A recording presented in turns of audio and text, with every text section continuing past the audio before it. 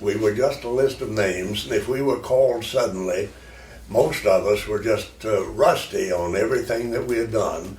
We didn't know any of the newer developments in the port security area, and we'd had no training since 1946. At Coast Guard headquarters, there was a Captain Chester Anderson, head of the reserve section, and he had 2 or 3 people working with him. A Lieutenant Commander George Downing was from a New England family, socialite family that believed in having a lot of social contacts for advancement.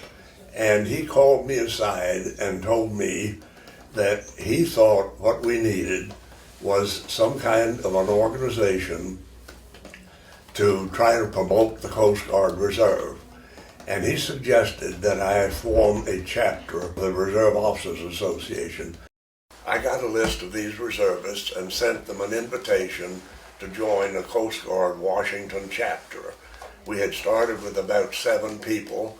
We signed up all the people in the Washington area, and we invited all Coast Guard reservists to join.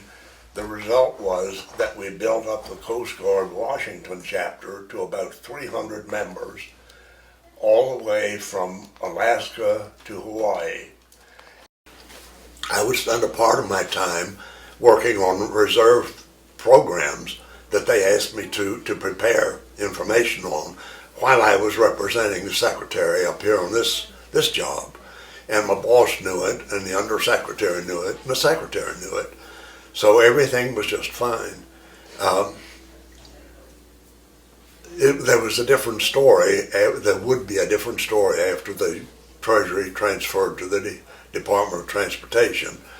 After that, I did most of my Coast Guard work at home when I wasn't on active duty. What made you stay? I just thought that I had such good treatment by the Coast Guard. When I saw the way that they were being treated after the war, and when I realized that there wouldn't be any provision for port security. Now, I was a port security person. I don't know anything about seagoing.